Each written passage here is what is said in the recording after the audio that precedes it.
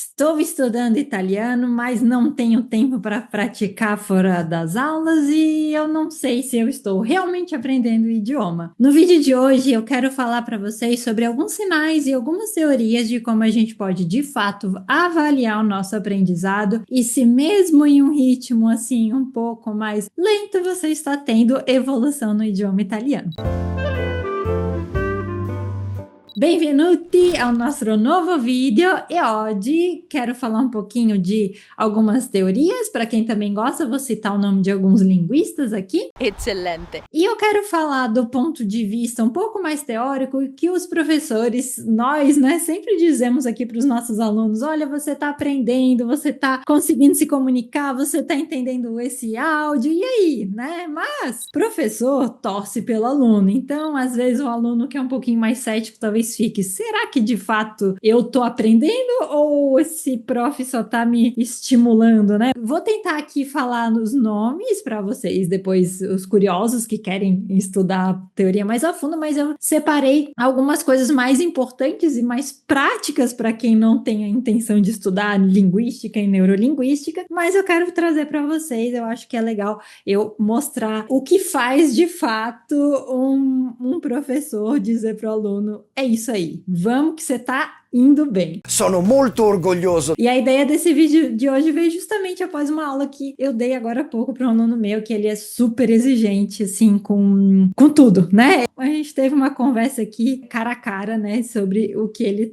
tem aprendido e como eu posso avaliar isso. Eu quero trazer um linguista que talvez não seja muito amado por muitos, mas eu quero trazer uma ideia-chave que o Krashen propõe, que é justamente como avaliar, né, que prova um real aprendizado de um idioma, né? E o Krashen propõe aqui que justamente é a compreensão natural e o uso espontâneo do idioma. Então, mais do que você repetir regras, o que está em jogo aí no aprendizado é você ter um entendimento natural, uma compreensão natural da leitura e da audição, da escuta, e também você conseguir fazer produção espontânea com um idioma. Questo ha senso. Por que às vezes na aula, às vezes o aluno pode ficar com a sensação de que a gente não preparou a aula e tá só conversando? O que é este só conversar para um professor? É justamente estimular o uso espontâneo do idioma, porque quando o professor aparece com perguntas que não estão ali no livro didático, a gente está avaliando a capacidade do aluno de conseguir fazer produções espontâneas. Então, é tentar fazer uma piadinha no meio da aula, ver se o aluno entende. Vorrei acquistare il libro Come vivere con 10 euro al giorno.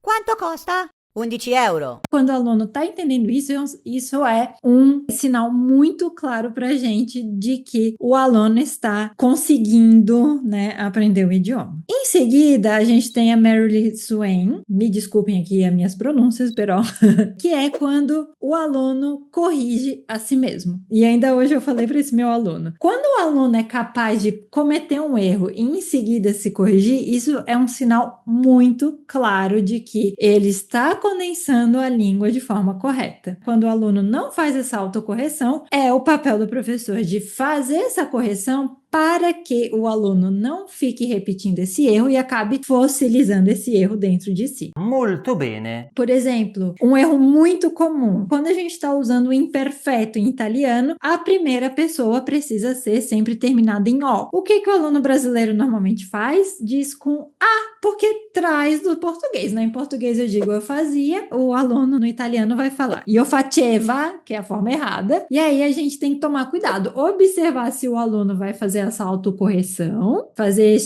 nas palavras da Mary Swain, o reparo comunicativo. Se o aluno não faz esse reparo comunicativo, a gente entra aqui com o papel de professor, claro que tem técnicas de corrigir, em nenhum momento aqui na escola a gente vai falar, você está errado. Non funziona così. Não, isso não existe, tá? Não é a nossa abordagem aqui no italiano descomplicado. O reparo comunicativo também é um sinal de maturidade de aprendizado do idioma. Afinal, você só é capaz de corrigir aquilo que você percebeu que é um erro, correto? Em seguida, o Michael Long tem uma ideia muito legal que é tarefas, interações e tarefas autênticas, né? A gente faz os famosos famosos roleplays funcionais. O que o roleplay funcional quer dizer? É quando a gente simula um diálogo no mercado, simula um diálogo numa livraria, simula um diálogo no restaurante. Tudo isso são tarefas autênticas que o aluno vai viver com o idioma, mas que aqui na aula, em um ambiente controlado, a gente faz esse simulacro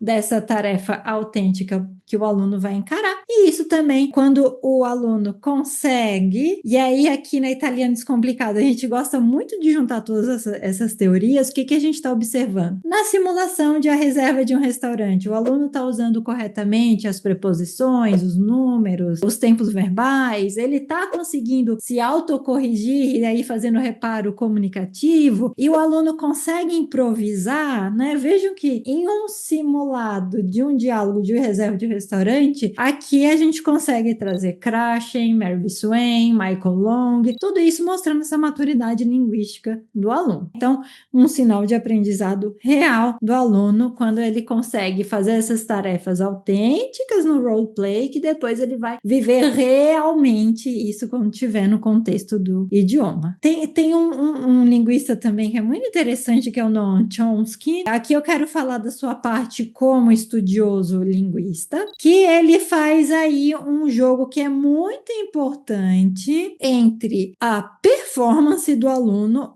e a competência. Por que eu gosto muito de ter o Chomsky em mente antes de entrar em qualquer aula, pensando no seu, não na teoria de princípios e parâmetros, que isso é outra história, né? Mas na história da performance e da competência do aluno. A performance, a gente entende o estado do aluno quando ele entra em aula para conversar em idioma italiano. O que a gente avalia? O aluno está cansado, o aluno está com fome, o aluno está triste, o aluno está ansioso, o aluno está nervoso, o aluno está feliz. Tudo isso é um estado de espírito do aluno que vai interferir na sua competência de uso do idioma. Então, por exemplo, o meu aluno chega um dia, de repente, na aula aqui super cansado, trabalhou demais, teve uma reunião que foi tensa, nervosa, ele terminou a reunião e 1 minuto depois já estava no horário da aula de italiano. Isso eu tenho que observar se isso está interferindo na sua competência de uso do idioma, né? Se a sua performance não está sendo a 100%, que faça entregar tudo aquilo que o aluno já aprendeu. Aí a gente pode observar. A gente, para outras tarefas mesmo, né? Saindo um pouquinho do idioma, mas sempre eu gosto de fazer esses paralelos para que essas teorias fiquem mais cotidianas, mais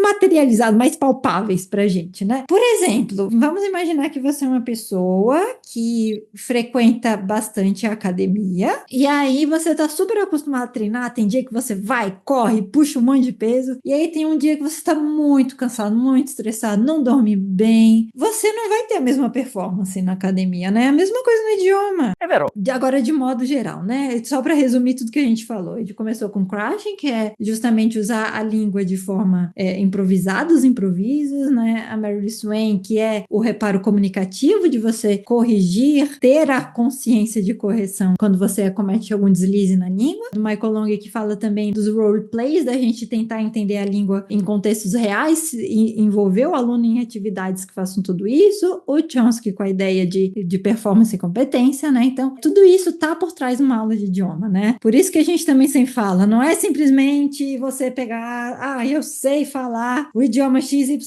vou aqui, pronto, dá aula, sem nunca ter estudado isso. Pera lá, né, gente? Non è proprio così. Olha quanta coisa tem envolvida, quanta teoria, tudo que a gente faz é pensado, por mais que essas teorias não estejam visíveis para os alunos e não precisam, de fato, estar tão claras, né? Eu não preciso parar minha aula e falar, aqui estamos aplicando a lei dos princípios e parâmetros do Chomsky. Se é interesse do aluno, beleza, mas no geral não é. Qual que é o objetivo do aluno? É se comunicar no idioma, certo, galera? E aí, por fim, queria trazer um pouquinho para vocês. Na neurolinguística, a gente tem muitos pesquisadores que falam sobre a fluência cognitiva, que eu acho muito legal, e o processamento em tempo real. Quando a gente fala em fluência cognitiva, o que é fluência cognitiva? O nosso tempo de resposta a uma pergunta na língua estrangeira diminui, a gente faz menos pausas longas, ou seja, a gente não precisa mais ter tanto tempo processando a nossa resposta no idioma, e a gente faz produções mais rápidas, mais ágeis, né? Isso tudo é a fluência cognitiva